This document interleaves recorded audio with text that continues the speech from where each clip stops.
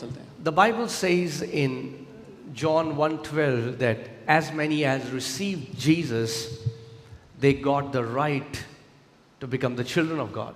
यूहन्ना 1:12 में बाइबल बताती है जितनों ने प्रभु यीशु को ग्रहण किया उनको ये हक मिल गया कि वो परमेश्वर की संतान बन जाएं। Amen. Who are not born of blood or flesh, but who are born not of the will of man, but of God. वो जो लहू और मांस की इच्छा से नहीं लेकिन परमेश्वर की इच्छा से पैदा हुए। Amen. So the word here for children is the word in Greek teknon. और बच्चों के लिए जो संतान के लिए शब्द इस्तेमाल हुआ है वो यूनानी का शब्द टेक्नॉन है। It means children. जिसका मतलब है बच्चे। Right? So when we receive Jesus, we get born of God. जब हमने यीशु को ग्रहण किया हमने परमेश्वर से जन्म पा लिया। We all become children हम of God. सब परमेश्वर के बच्चे बन गए। Amen. Amen. And that's amazing. और ये अद्भुत है। But God doesn't just want us to be children. लेकिन परमेश्वर नहीं चाहता कि हम केवल बच्चे ही बने रहें। God wants us to grow up and mature. वो चाहता है कि हम बढ़ें, सयाने हों, परिपक्व हों। Because from eternity past, it's Father's desire that He wants His children to rule and reign with Him. क्योंकि हमेशा से पिता की यही इच्छा रही, ये चाहत रही कि उसके बच्चे उसके साथ मिलकर राज्य और प्रभुता करें। Amen. Amen. He wants us to co-labor with Him, to partner with Him, to bring heaven on this earth. वो चाहता है हम उसके साथ मिलकर काम करें, उसके साथ सहयोग करके स्वर्ग को पृथ्वी पर ले आएं। Amen. So I want to show you an image which will tell you the full multifold image of our salvation. मैं आपको एक तस्वीर दिखाना चाहता हूं जो दिखाएगी कि हमारे उद्धार में कितने सारे आयाम मौजूद हैं, कितना कुछ हुआ है। Many times when people don't understand salvation from the perspective of spirit, soul and body, they can get confused and can go into the extreme of one side, not understanding the value of other side. क्योंकि जब एक व्यक्ति आत्मा, प्राण और शरीर के नजरिए से उद्धार को ना देखे तो वो एक कोने में चले जाते हैं, एक एक्सट्रीम में चले जाते हैं। So I want you to pay close attention to this because it's very important for you to understand the fullness of salvation. इसीलिए मैं चाहता हूँ आप बहुत ध्यान से इसको देखें क्योंकि हमारे उद्धार की परिपूर्णता को समझना जरूरी है। The Bible tells us in 1 Thessalonians 5:23 that we are a spirit, we have a soul, we live in a body. पहला थिस्सलुनीको 5:23 में बताता है कि हम एक आत्मा है, हमारे पास प्राण है और हम शरीर में रहते हैं। Amen. Amen. So you are a spirit, आप एक आत्मा हो, you have a soul, आपके पास प्राण है and you live in a body. और आप एक शरीर में रहते हो। Now let's go back to that image. हम वापस जाते हैं। Yeah. So what happened in your spirit man the day you received Jesus? आपकी आत्मा में क्या अंतर आया जिस दिन आपने यीशु को ग्रहण कर लिया? You were given a brand new spirit. आपको एक बिल्कुल नया आत्मा दिया गया। Amen. Amen. 2 Corinthians 5:17 if any man be in Christ he is a new creation. दूसरा कुरिन्थियों 5:17 यदि कोई मसीह में है तो वो एक नई सृष्टि बन जाता है। So what happened in your spirit man, that in your spirit man you are saved, and when you say I am saved, that's right because you are referring to your spirit. आपकी आत्मा में आपको एक नया आत्मा मिल गया और जब आप कहते हैं कि मैं बचाया गया हूं तो आप सही कह रहे हैं क्योंकि आपकी आत्मा का उद्धार हो गया। So according to Ephesians 1:13 the Bible says now God has put Holy Spirit as a seal or as a cork upon your spirit man. It covers your spirit man. इफिसियों 1:13 अब बताता है पवित्र आत्मा परमेश्वर ने एक छाप की तरह या एक दायरे की तरह आपकी आत्मा पे लगा दिया है कि वो बचाया गया है। Amen. Now your spirit man has become identical to his spirit, to God's spirit. आपका आत्मिक मनुष्य अब परमेश्वर की समानता में हूबहू है। Amen. In your spirit man right now you are living in a sinless reality. अपनी आत्मा में इस समय आप पापहीनता में जी रहे हैं। Amen. Your spirit is as holy as God.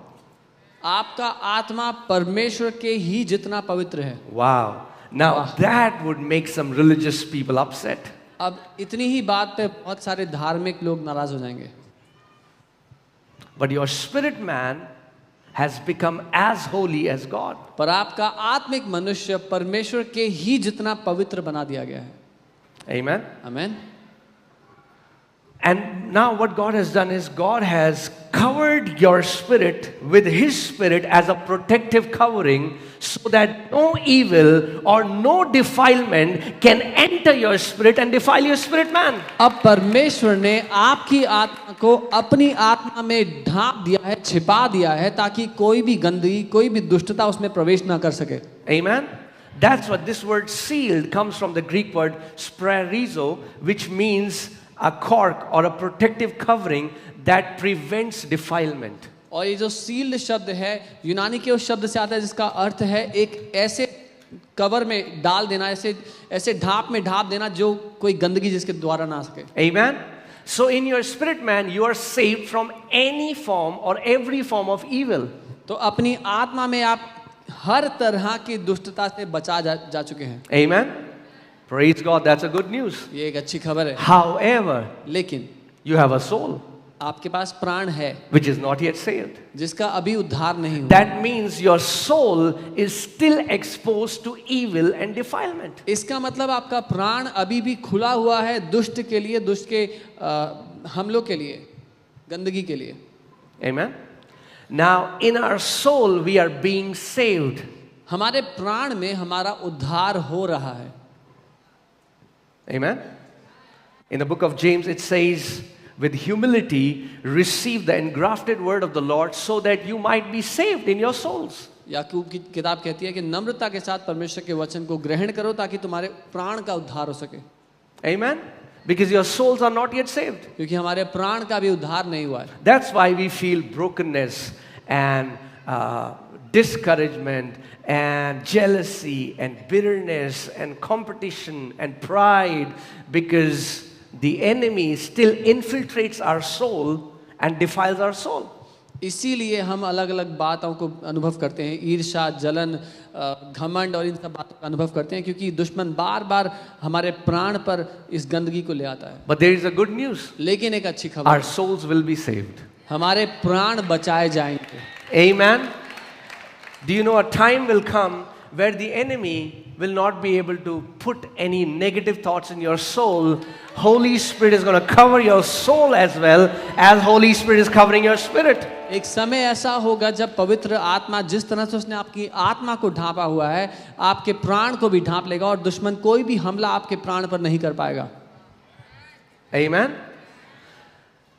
The salvation of your spirit was an instantaneous process. आपके आत्मा का उद्धार उस ही पल में हो गया. It was an instant. उसी समय हो गया.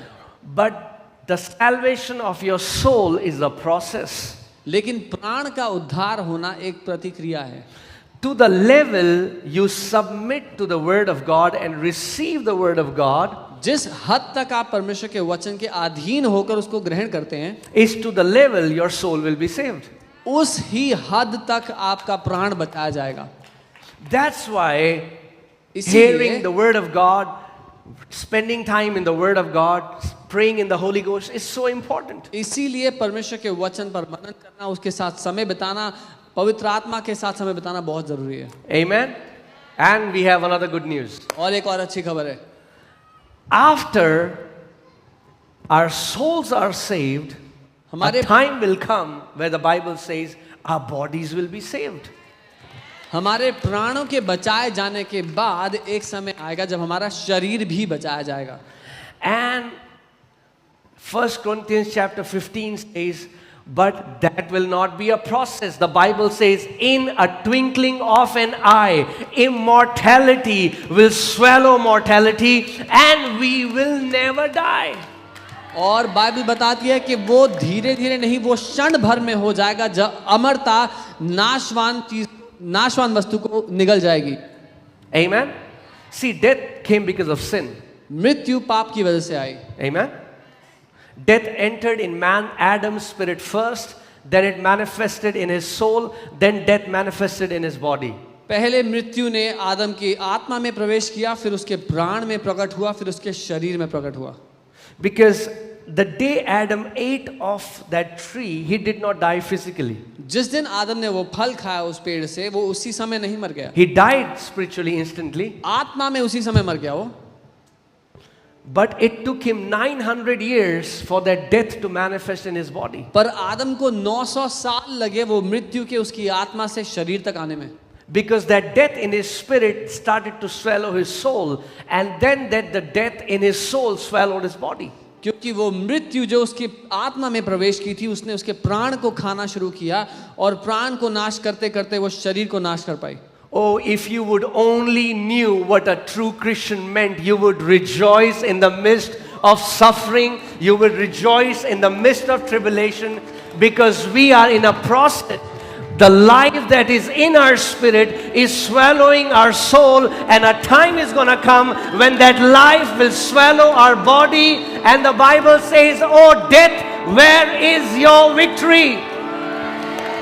अगर केवल आप जानते होते कि सच में मसीह होने का क्या अर्थ है, तो आप आनंदित होते जब सारी पीड़ा है, सारी बात आपके विरोध में आती, क्योंकि वो जीवन जो आपकी आत्मा में आ चुका है, आपके प्राण को लेते हुए, आपके शरीर का उद्धार करते हुए आपके ऊपर हावी हो जाएगा, और आप कहेंगे मृत्यु तेरा डंक कहाँ है। Amen. Wow. Praise God. So what do we have to do? हमें We क्या have a role to play. इसमें हमारा योगदान है। God will not drive you into life. परमेश्वर आपको जीवन में ऐसे लेकर के नहीं जा सकता, No, He will not drive you. He'll not push you. ढकेल कर नहीं ले जा सकता आपको। See, that's the difference between Holy Spirit and demons. यही फर्क है पवित्र आत्मा में और दुष्ट आत्माओं में। Demons drive you, Holy Spirit leads you. दुष्ट आत्माएं जबरदस्ती करती हैं, लेकिन पवित्र आत्मा अगुवाई करते हैं। Demons will stand behind your back and push you and say, "Do it." दुष्ट आत्माएं आपके पीठ पीछे आके आपको धक्का देंगे कि कर, ऐसा कर। Holy Spirit comes in front of you and says, "Come with me." पवित्र आत्मा आपके आगे आकर कहता है, आओ मेरे साथ चलो। To lead someone, you have to be in front of them. किसी की अगुवाई करने के लिए आपको उनके आगे आना होता है। So Holy Spirit will never lead you any place where He is not present there before you. तो पवित्र आत्मा आपको किसी भी ऐसी जगह लेकर नहीं जाएगा जहां वो आपसे पहले खुद मौजूद नहीं है। That's what the leading means. He's giving you an invitation. यही He says, अगुवाई का अर्थ है, वो आपको एक निमंत्रण दे रहा है, आ जाओ। Says, "Come and I'll teach you." कहता है आओ और मैं सिखाऊंगा। Amen. And I showed you this to tell you that the Father expects, do you know the Father has expectation from His children? क्या आप जानते हैं पिता की उम्मीदें हैं अपने बच्चों से? Amen.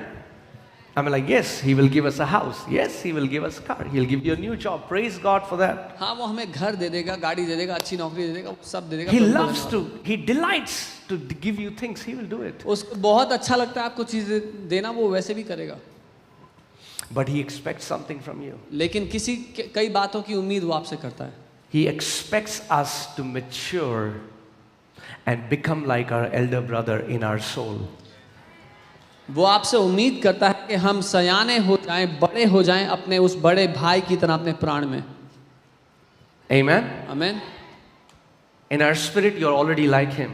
अपनी आत्मा में आप पहले से ही उसके जैसे हो चुके हैं। But we all know लेकिन अब सब जानते हैं that our soul needs help. कि हमारे प्राण को भी काम की आवश्यकता है, मदद की आवश्यकता है। Amen. So let's see Romans 8:14.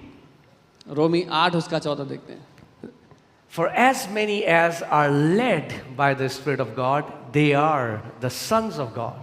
क्योंकि जितने आत्मा के चलाए चलते हैं वो परमेश्वर के पुत्र हैं। Now, I want you to pay attention. मैं चाहता हूँ आप ध्यान दें। As many as, that means not all. यहाँ लिखा है जितने लोग, यानी कि सब लोग नहीं।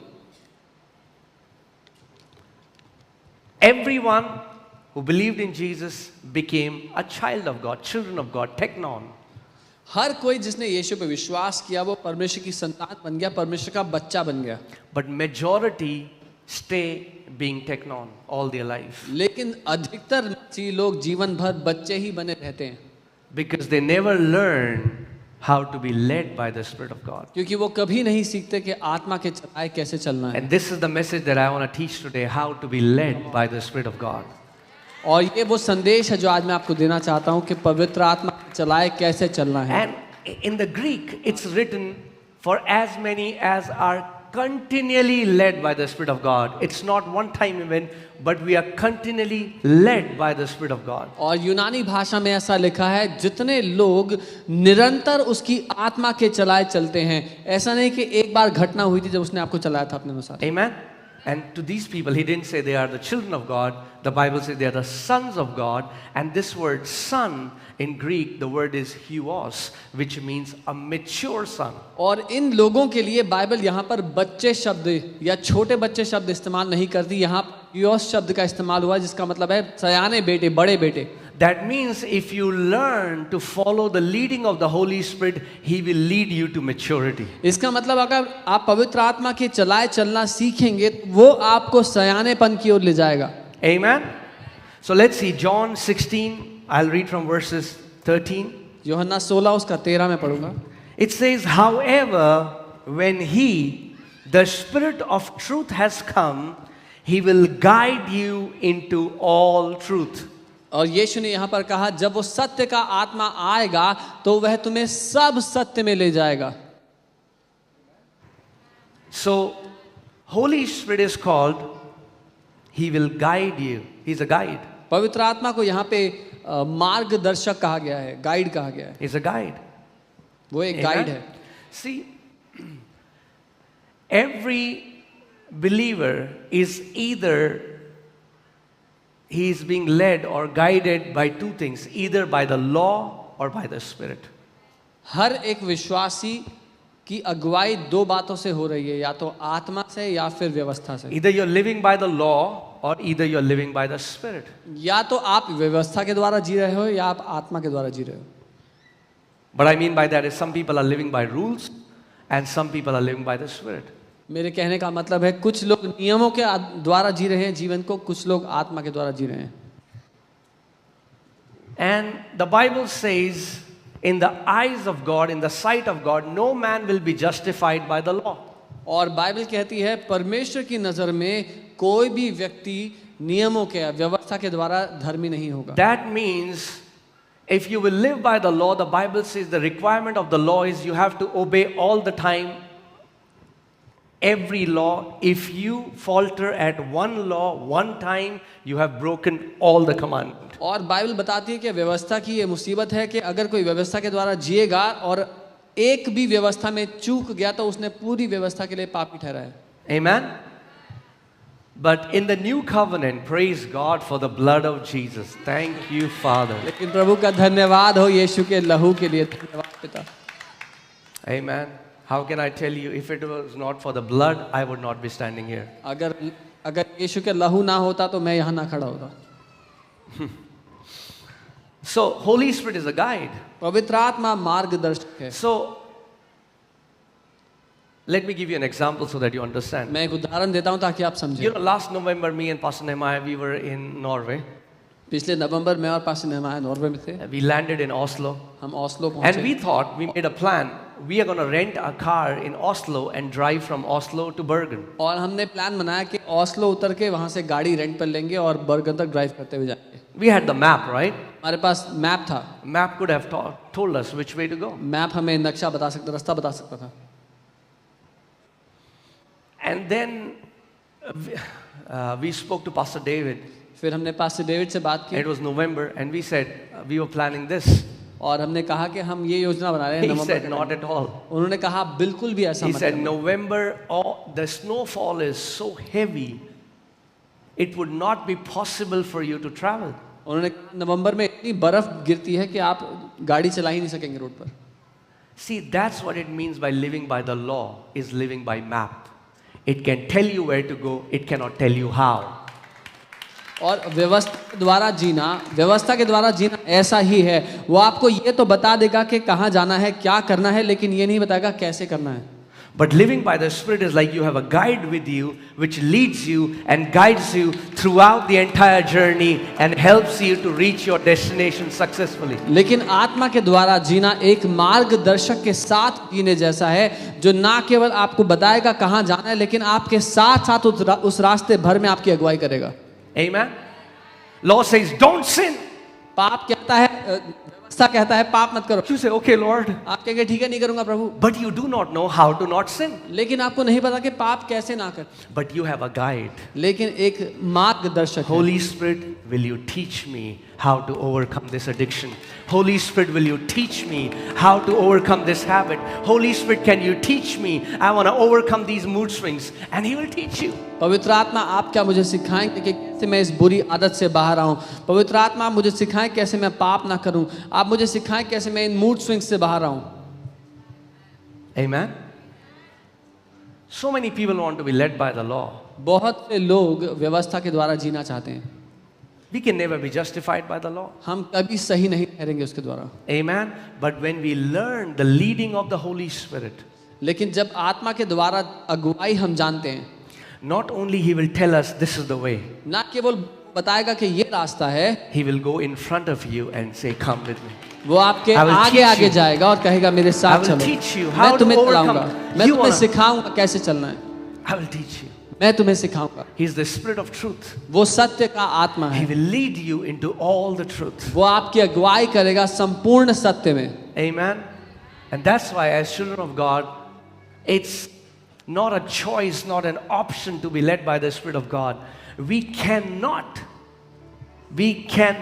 reach maturity without the leading of the Holy Spirit. इसीलिए परमेश्वर के बच्चों के लिए, परमेश्वर के पुत्रों के लिए ये कोई चुनाव की बात नहीं है, लेकिन हम सयाने हो ही नहीं सकते बिना आत्मा की अगुवाई के. Amen. And I'm telling you, it's so beautiful when we learn to be led by the Spirit of God. और ये बहुत ही खूबसूरत है जब उसकी आत्मा के द्वारा हम चलना सीखते हैं. Because in our soul, in our heart, there are many hidden motives, and they are called hidden because even you don't know that they are there. और हमारे प्राण में ऐसे बहुत से छुपे हुए मकसद होते हैं, और उनको छुपा हुआ इसीलिए बोलते हैं क्योंकि आपको भी नहीं पता वो मकसद हैं आपके अंदर. Yeah, there are many hidden things in your house you don't know. आप You kept somewhere something somewhere. They are hidden. You are searching for it. They are hidden. आपके घर में बहुत सी चीजें हैं जो छुपी हुई हैं, कहीं पे आप बहुत टाइम से ढूंढ रहे हैं, नहीं मिल रही क्योंकि छुपी हुई हैं. And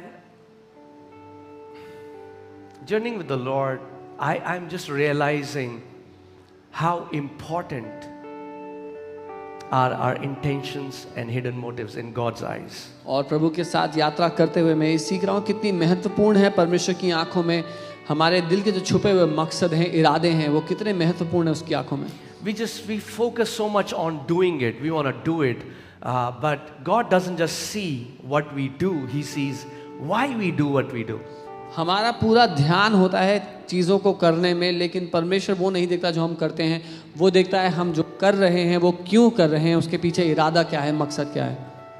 And intents and motives scream loudly in the spirit realm. और आत्मिक दुनिया में हमारा इरादा और मकसद बहुत जोर से चिल्लाता है. There are many people doing ministry with all the wrong motives. बहुत से लोग सेवकाई कर रहे हैं लेकिन सारे गलत मकसदों के कारण. And in the end, when they stand before God, they will have nothing to give to Him because it will be burned by fire.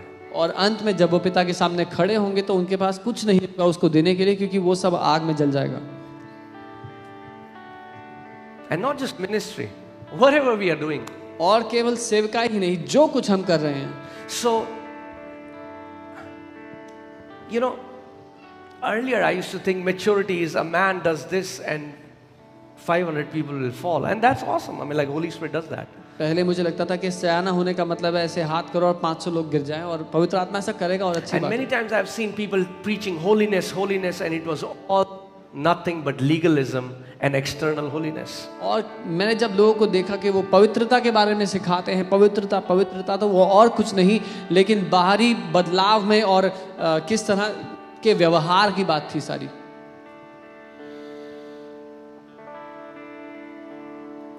Like in God's priority, Changing your hairstyle and your clothes comes much later. Changing the hidden intents of your heart comes first.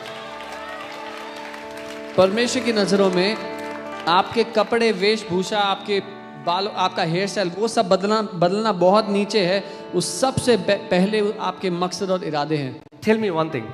I can wear a big robe, but if my intents remain the same, what has changed? मैं एक बड़ा चोगा पहनकर यहाँ आ सकता हूँ, लेकिन अगर मेरे इरादे खराब हैं तो क्या बदलेगा उससे? That's what Jesus told Pharisees. He said, hypocrites, don't clean the vessel from outside, because it has to be cleansed from inside for it to be clean. Because when it's cleansed from inside, it will be cleansed from outside. Once the motives of your hearts are purified, everything about your life will be pure.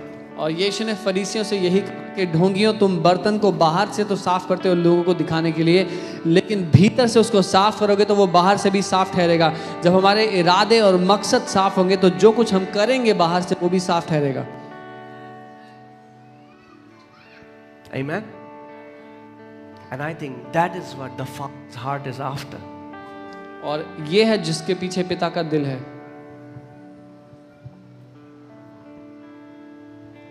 He wants to take us in a journey where He purifies the hidden motives and intentions of our heart.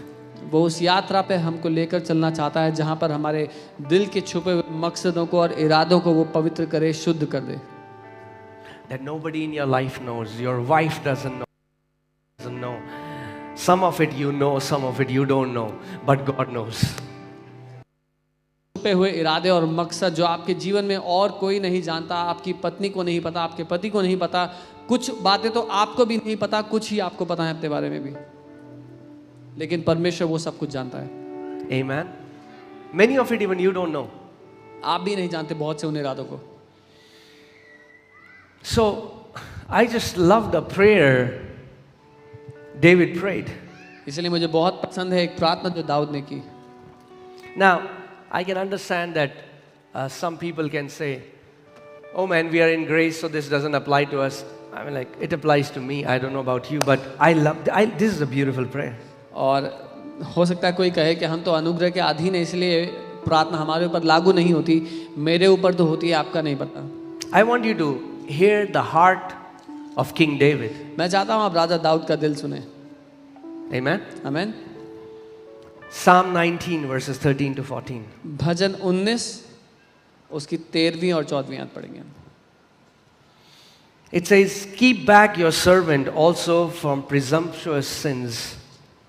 Let them not have dominion over me.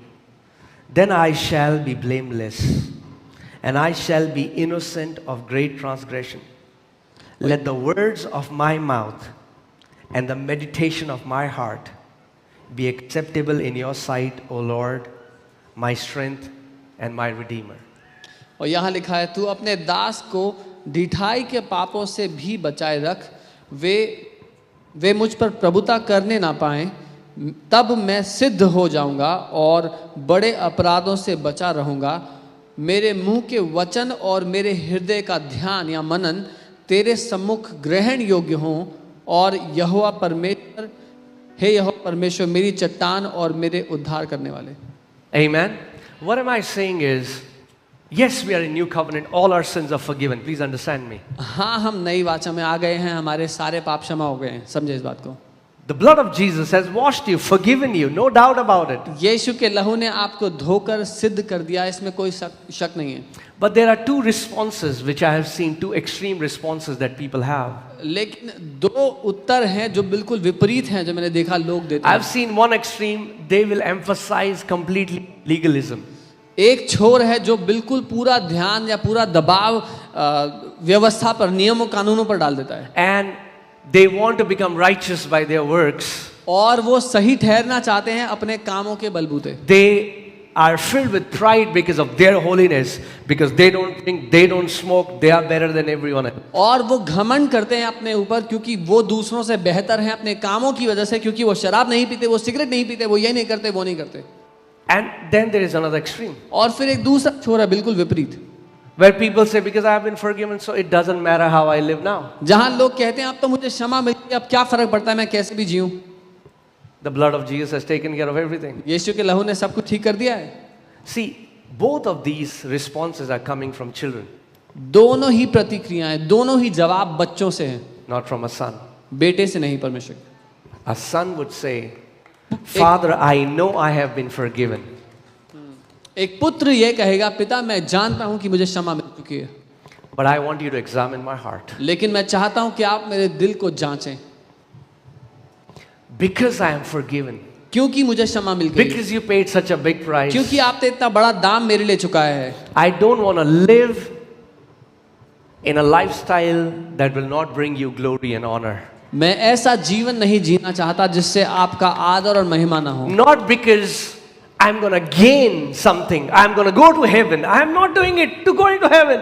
इस कारण से नहीं कि इस ऐसा करके मुझे स्वर्ग जाने को मिलेगा, स्वर्ग जाने के लिए नहीं कर रहा हूं मैं ये। No, but because I have a role model, my elder brother, Jesus Christ. When I look at him, I want to follow his example and walk like he walked. लेकिन इसलिए क्योंकि मेरे सामने एक आदर्श पुरुष है जो मेरा बड़ा भाई है, जब मैं उसकी तरह जीता हूं, उसकी तरह चलता हूं, उसकी तरह बनता हूं।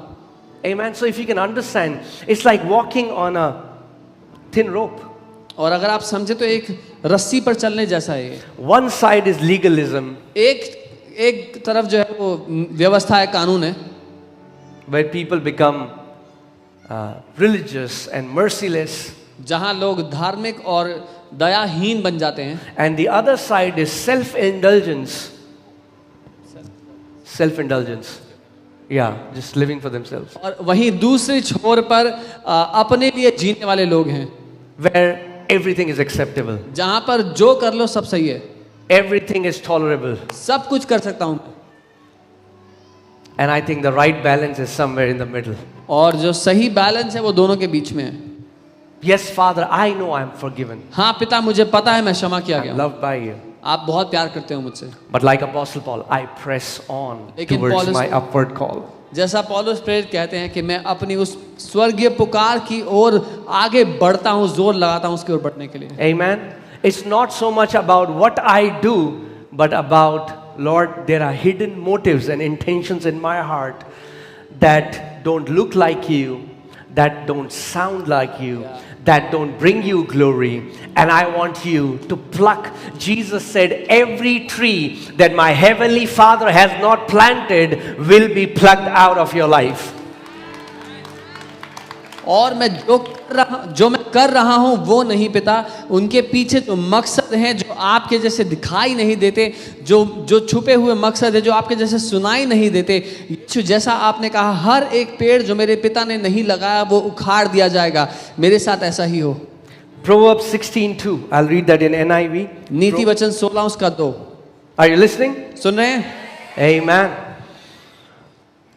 All a person's ways seem pure to them, but motives are weighed by the Lord. मनुष्य का सारा चाल चलन अपनी दृष्टि में पवित्र होता है, लेकिन यहोवा मन को तोलता है, वो मन के मकसदों को तोलता है। Holiness, again, please understand my heart. Holiness is not about external.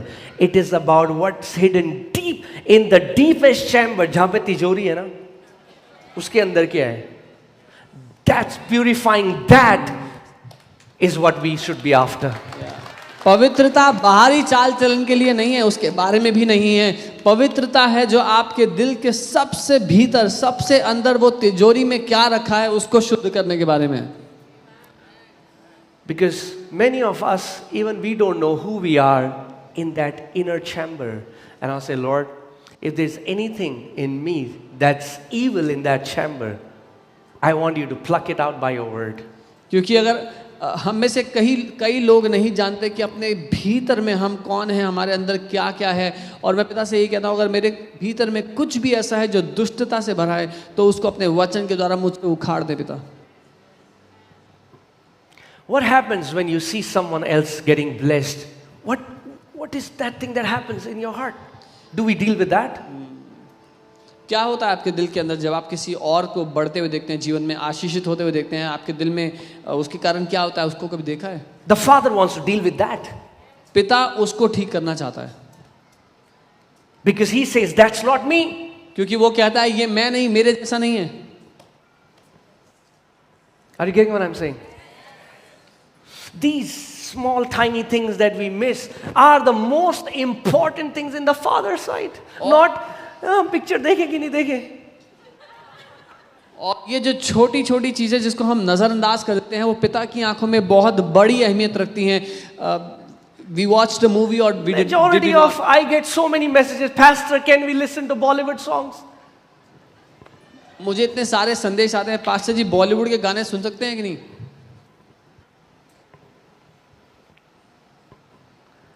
God wants to deal with the hidden intents and motives of our heart. परमेश्वर हमारे दिल के भीतर छुपे हुए मकसदों को ठीक करना चाहता है. That's where he wants to bring purity. वहां पर वो पवित्रता लाना चाहता है.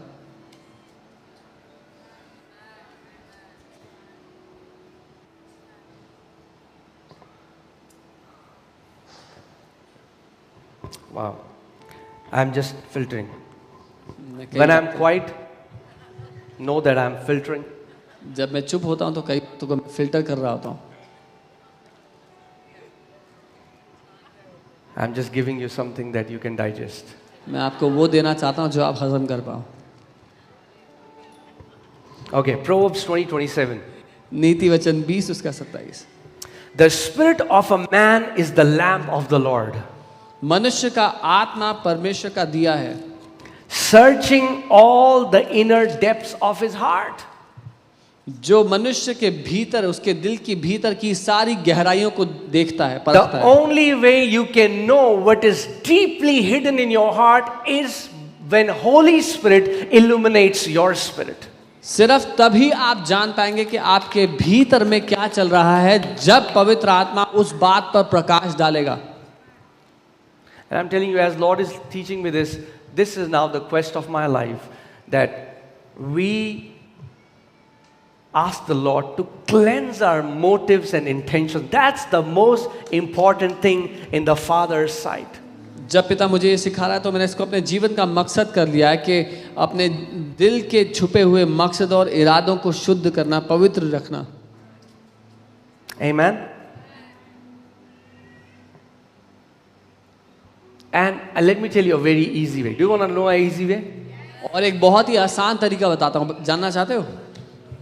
The more you do it, the more your hidden motives and intentions will start to come up. जितना इसको करोगे उतना ही आपके दिल के छुपे हुए मकसद ऊपर आने लगेंगे. Do you want to know it? जानना चाहते हैं? Hebrews 4:12. इब्रानी 4 उसका 12. It says, "For the word of God is alive and powerful, sharper than any double-edged sword, piercing even to the division of soul and spirit, and joints and marrow, and what? Is a discerner of what? Is a discerner of the thoughts and what? Intents of heart."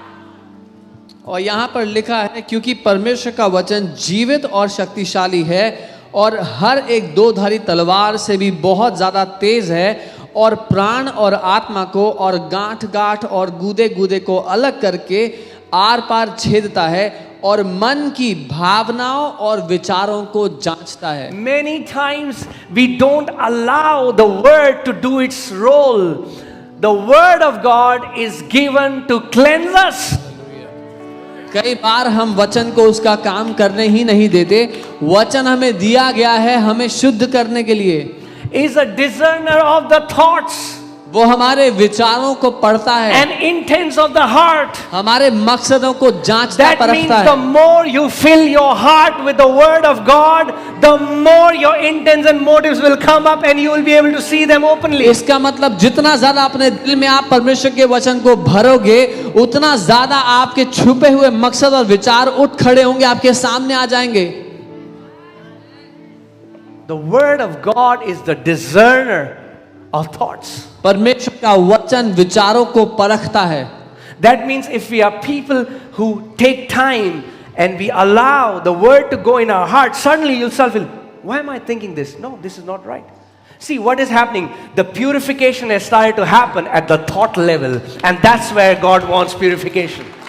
अगर आप परमेश्वर के वचन में समय बिताएंगे, जब कोई गलत विचार आएगा आप झट से पकड़ लेंगे, नहीं नहीं मैं ऐसा क्यों सोच रहा हूं, क्योंकि आपके विचारों के स्तर में शुद्धिकरण शुरू हो चुका है वचन के द्वारा। Amen? That's what the Father wants. Internal purification. पिता यही चाहता है, भीतरी पवित्रता। You know, when Nathanael came to see Jesus, जब नतनेल आया यीशु को देखने के लिए, Jesus didn't say, wow, such a long robe. He's a very holy man. यीशु ने ये नहीं कहा वाह इतने लंबे कपड़े, ये जरूर पवित्र आदमी होगा। Jesus didn't look at his clothes. यीशु ने उसके कपड़ों को नहीं He was देखा, not wearing a different clothes. वो अलग कपड़े पहन के नहीं आया था। But Jesus looked deep into the inner chamber of his heart and he didn't see any guile there. And he said, wow, this is a true Israelite in whom there is no guile, there is no deceit. यीशु ने उसके दिल के भीतर उस तिजोरी को देखा, उसके दिल के खजाने को देखा और देखा तो उसमें कोई कपट नहीं पाया, तो उसने कहा एक सच्चा इजरायली जिसमें कोई कपट नहीं, कोई छल नहीं है। He didn't call fire from heaven, but can I tell you, he's one of my heroes. What would happen if the Lord can look at you and say, wow, my son, my daughter, behold, in whom there is no guile, there is no deceit, there is no evil motive in their hearts. Nethanel ने स्वर्ग से आग तो नहीं गिराई, लेकिन वो मेरे हीरोज में से एक है। क्या होगा अगर प्रभु आपके जीवन के लिए आपको देखकर भी यही कहे, मेरा बेटा जिसके दिल में कोई कपट नहीं, मेरी बेटी जिसके दिल में कोई बुराई नहीं है। Amen. The Bible says the word of God is like a silver purified 7 times. Bible कहती है परमेश्वर का वचन उस चांदी की तरह है जो 7 बार साफ किया गया है। And what the refiner does is he will make a clay vessel and put silver in it and burn it 7 times. और उसको साफ करने वाला व्यक्ति उसको भट्टी में डालकर 7 दफा उसको उस आग में तपाता है। And when it does, all the impurities in the silver will come on the surface and he removes them easily. और तब जो सारी अशुद्धि है उसमें वो ऊपर आ जाती है चांदी में, तो वो उसको हटा देता है ऊपर से। That is what meditating the word of God will do for you. The vessel of clay represents you and me. We are the vessel of clay. The word of God is like silver, and when 7 times means until the work is done completely, perfection. So we meditate on the word, and what happens as we meditate on the word, the hidden intents and motives start to come out, and the Lord is able to deal with them and clear it from our life. और यही है जो परमेश्वर का वचन हमारे लिए करता है। हम उस मिट्टी के बर्तन को दर्शाते हैं और परमेश्वर का वचन वो चांदी की तरह है। जब वो वचन हमारे जीवन में हमारे भीतर जाता है और उसको 7 बार तपाए जाने का अर्थ है जब वो वचन अपना काम पूरा कर लेता है हमारे दिल के अंदर, तो जो गंदगी है वो ऊपर आ जाती है और परमेश्वर उसको हमारे जीवन से हटा सकता है। Amen.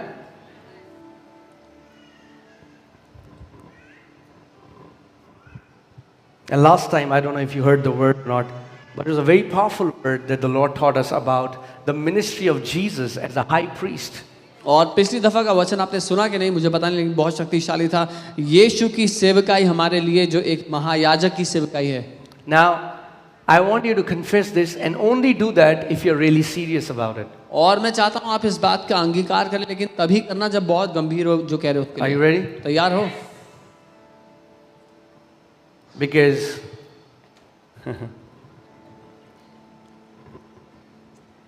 मजा आएगा purification में. Because you'll enjoy the purification. Are you ready? But if you really say it with the sincerity of heart, अगर ईमानदार दिल से कहोगे, come on, say this after me. मेरे साथ कहो। Father, let the words of my mouth and the meditation of my heart be acceptable in your sight. O Lord, my strength and my redeemer. हे प्रभु, मेरे मुंह के वचन और मेरे मन के विचार आपके सामने ग्रहण योग्य हों, मेरे उद्धारकर्ता और मेरी चट्टान।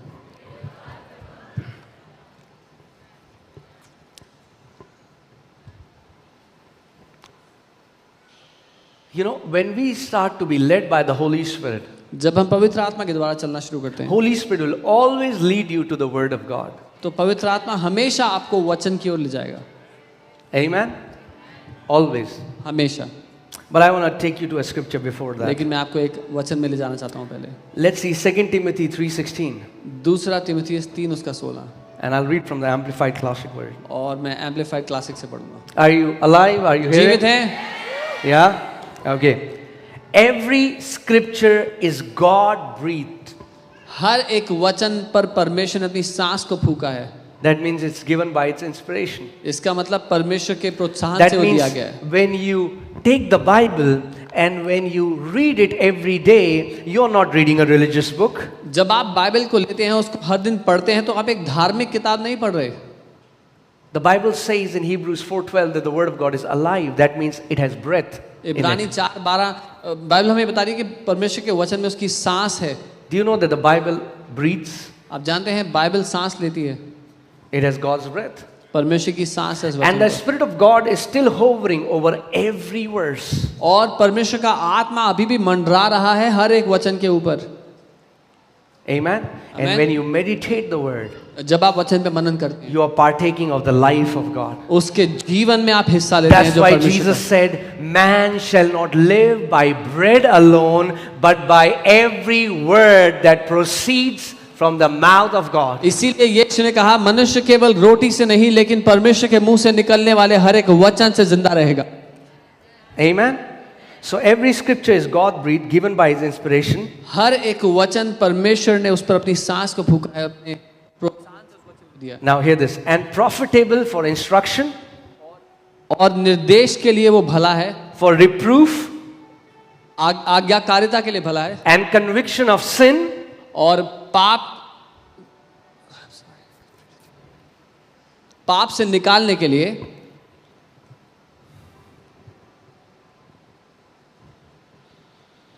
for correction of error, गलती से सुधारने के लिए, and discipline in obedience, अनुशासन में आज्ञाकारिता के लिए, and for training in righteousness, और धार्मिकता में प्रशिक्षण के लिए, in holy living, पवित्र जीवन जीने, in conformity to God's will in thought. विचारों Where is में- holy living?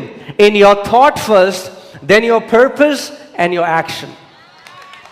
विचारों में परमेश्वर के अनुसार, अपने उद्देश्य में और फिर अपने कामों में। पहले विचारों में, फिर अपने उद्देश्यों में, फिर अपने कामों में पवित्रता में चलने के लिए। Isn't that amazing that Holy Spirit, this word is not just written to motivate us, it's also written to correct us. क्या ये अद्भुत नहीं? ये वचन सिर्फ हमें प्रोत्साहन के लिए नहीं लिखा गया, हमें सुधारने के लिए भी लिखा गया है। Wow.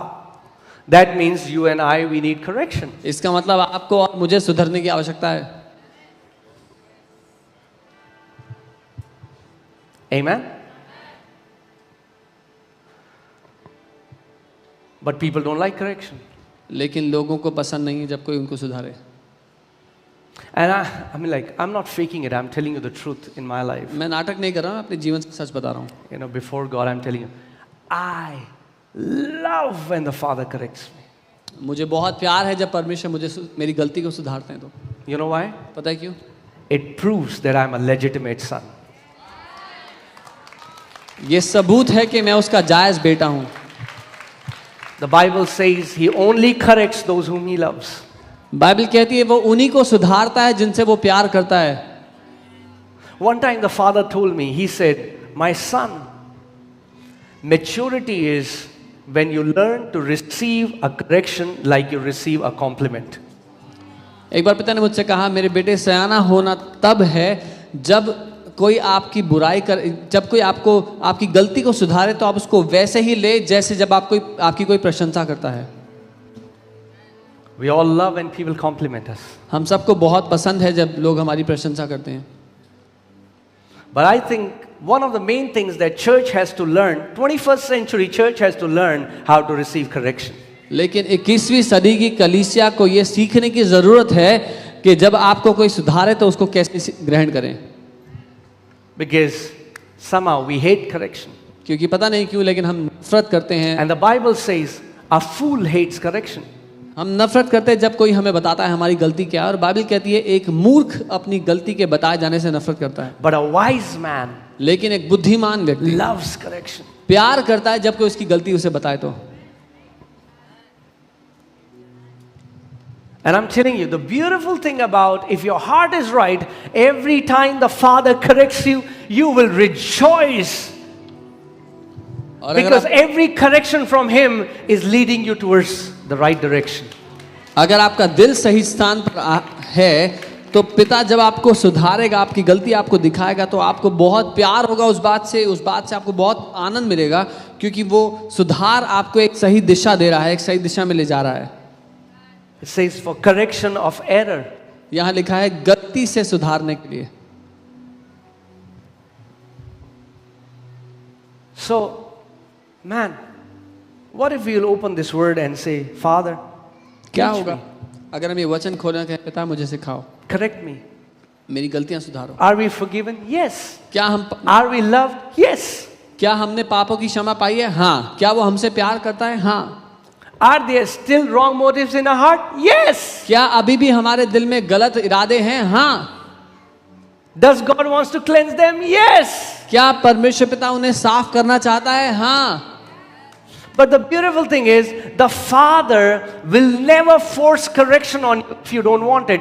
Only when you pray, Father, reveal the hidden motives in my heart, you will be shocked. और खूबसूरत बात यह है कि पिता आपकी गलतियां आपको नहीं दिखाएगा अगर आप नहीं चाहते तो। केवल तब अगर आप कहते हैं पिता मुझे मेरी गलतियां दिखाएं ताकि आप मुझे सुधार पाएं, तभी वो आपके साथ ऐसा करेगा। You know, and when I began to pray that, Father began to teach me little things. जब मैंने प्रार्थना की तो पिता मुझे छोटी छोटी बातें सिखाने लगे, Started to give me instructions. मुझे निर्देश देने लगे। You know, one day I'm praying and I'm not even thinking, and the Father said, you know, I travel whenever I'm going. He said, you're not allowed to go to a hotel and take a spa there.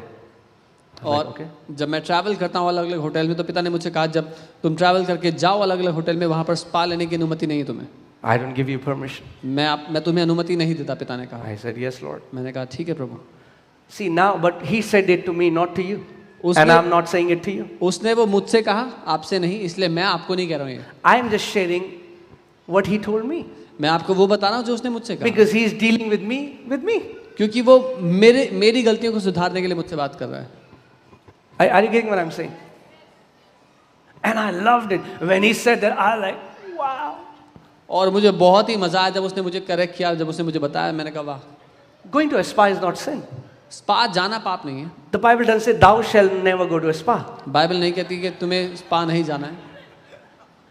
But what I'm saying is, He is dealing with me and giving me instruction now. लेकिन मैं ये कह रहा हूँ कि अब वो मेरे दिल के विचारों के साथ दिल को ठीक कर रहा है और मेरे साथ मुझे सही मार्ग पे लेके जा रहा है। Why? क्यों? Because I prayed, Father, I desire cleansing and purification from the hidden motives of my heart. क्योंकि मैंने प्रार्थना की और कहा पिता मैं चाहता हूँ कि आप मेरे दिल के छुपे हुए मकसदों को साफ करें। And you know, the Father told me, He said, you know, we always say God never takes choices, right? God has given us free will. हम हमेशा कहते हैं ना कि परमेश्वर किसी की इच्छा शक्ति वापस नहीं लेता, किसी से उसका चुनाव नहीं लेता। And the Father said, yes, God does that. और But when I act as a father, I will take your choices. और पिता ने कहा बिल्कुल परमेश्वर नहीं लेता, लेकिन जब मैं तुम्हारे लिए पिता हूं तो मैं तुम्हारे चुनाव तुमसे ले लूंगा। We as fathers, we tell our son, no, enough television, no more television, because we are being a father. When we say He is our Father, He will allow some things and He will say some things are not allowed, not because it is law, but because He's leading us in the path of righteousness. और जब वो हमारे लिए पिता है तो जैसे हम पिता होते हैं अपने बच्चों को कहते हैं कि नहीं अब और टीवी नहीं देखना, टीवी बंद, वैसे ही वो भी एक पिता की तरह हमसे हमारे चुनाव ले लेता है। इसलिए नहीं कि वो हमें एक नियम दे रहा है, व्यवस्था दे रहा है, लेकिन इसलिए क्योंकि वो हमें सही रास्ते पर लेकर चल रहा है। Amen. And that's why being led by the Holy Spirit is so beautiful.